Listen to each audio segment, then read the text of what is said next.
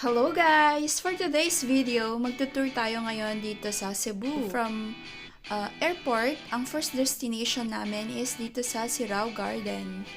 So kung gusto mo talagang umaura ng bonggang-bongga, kailangan mong pumunta dito ng maaga para hindi ka maabutan ng init dahil sa sobrang init ng panahon ngayon, mas magandang umaura kapag mas maaga kang makapunta dito. Ayun yung mga kids, umaura na sila.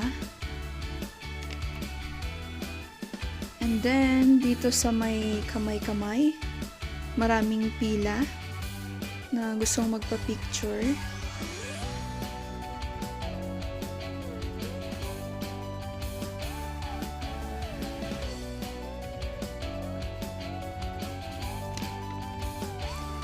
Ito rin sa I Love Sirao Garden, the unique beauty of nature. Ang daming pila. So, habang hinihintay ang pila, mag-video-video muna tayo sa taas.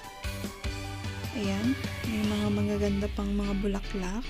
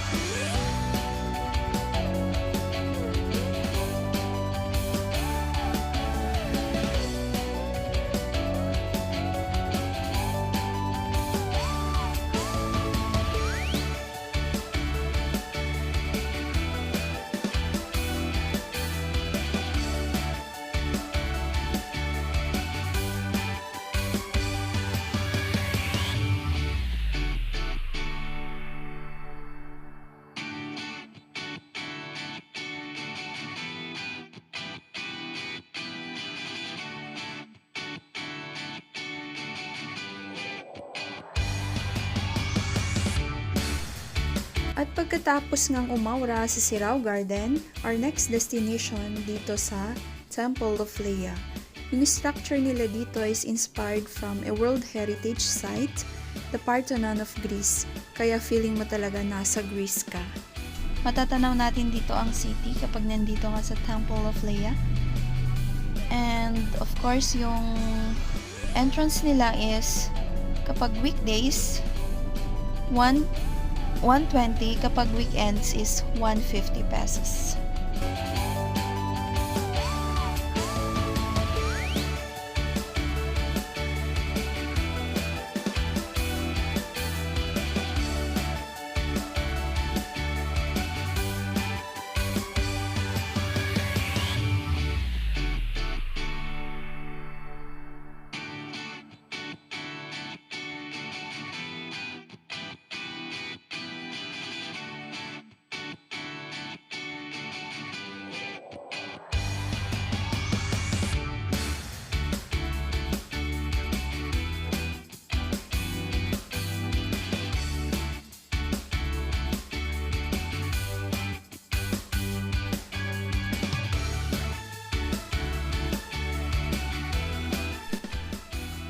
I built this temple in 2012 as a symbol of undying love and ceaseless devotion to Leia Albino Adarna, my wife for 53 years.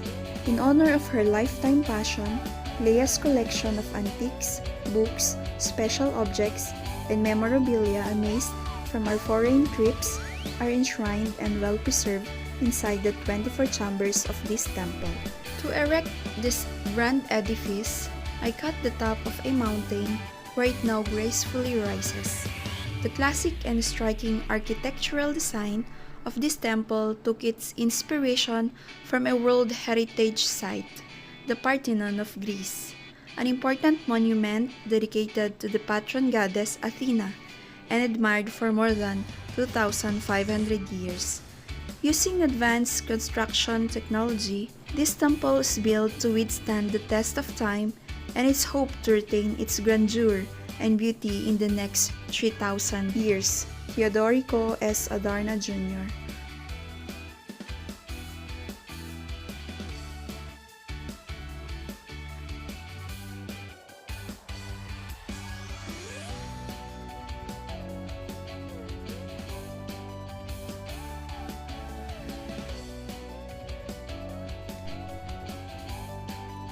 So pagkatapos nating mamasyal sa Greece, sa napakagandang Temple of Leia, next naman na pupuntahan natin dito sa China. So dito sa Taoist Temple. Dito, libre ang entrance kaya pwede tayong pumasok. Pero bawal lang mag-video sa loob dahil sacred place for the Chinese people.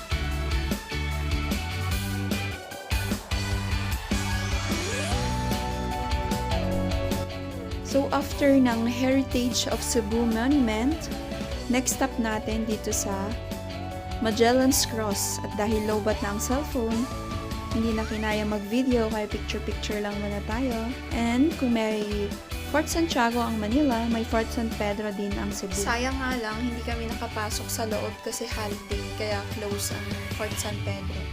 Kaya sa labas lang kami nag-picture-picture.